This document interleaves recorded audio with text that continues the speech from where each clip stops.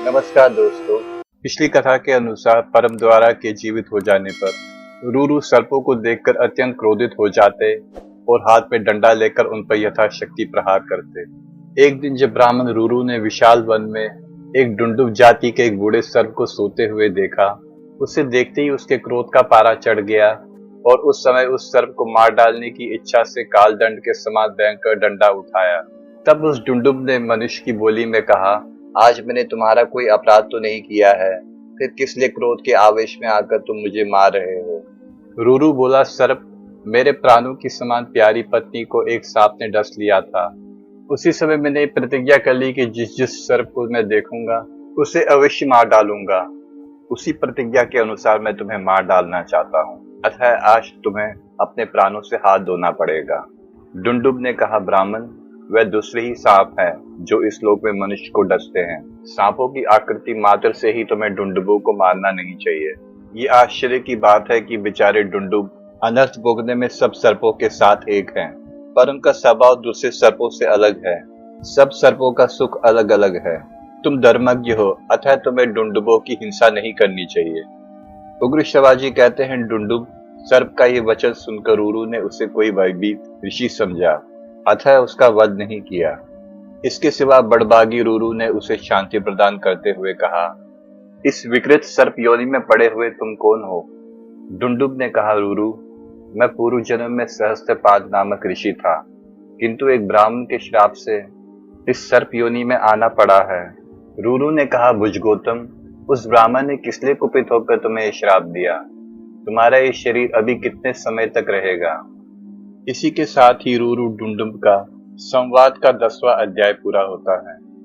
इसके आगे के 11वें अध्याय में डुंडुब कहते हैं, तात, पूर्व काल में खगन नाम से प्रसिद्ध एक ब्राह्मण मेरा मित्र था। वह महान तपोबल से संपन्न होकर भी बहुत कठोर वचन बोला करता था। एक दिन वह अग्निहोत्र में लगा था। मैंने खिलवाड़ में तिनकों का एक सर्प बनाकर उसे डरा दिया। वह भय के मारे मूर्छित हो गया।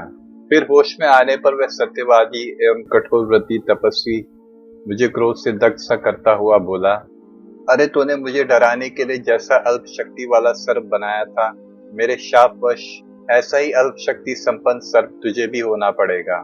तपोधन, मैं उसकी तपस्या का बल जानता था, अतः मेरा हृदय बहुत ही दुखी हो उठा और बड़े वेग से उसके चरणों में प्रणाम करके हाथ जोड़ सामने खड़ा हो उस तपोधन से बोला, सखे, मैंने परिहास के लिए ये कार्य कर डाला है।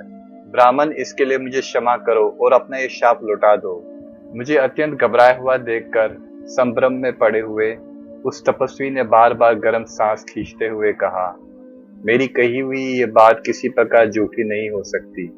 निष्पाप तपोधन, इस समय मैं तुमसे जो कहता हूँ उसे सुनो और सुनकर उसे हृदय में सदा धारण करो। भविष्य में महर्षि प्रमिति के पवित्र पुत्र रूरू उत्पन्न होंगे।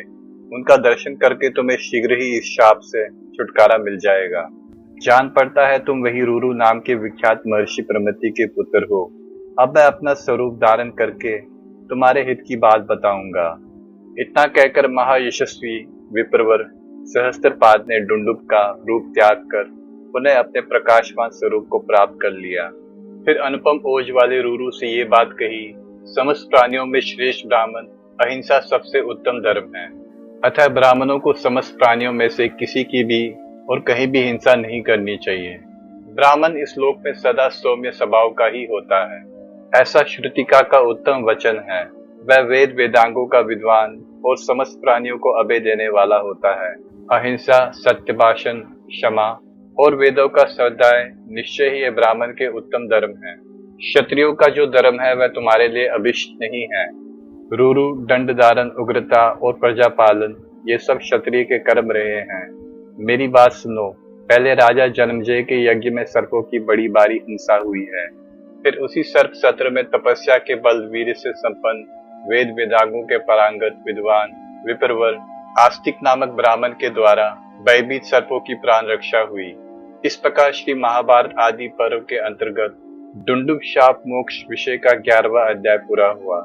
इस वीडियो को अधिक से अधिक शेयर करें, लाइक करें और महाभारत कथाओं से जुड़ी विशेष कथाओं के लिए चैनल को सब्सक्राइब करें। जय श्री राम।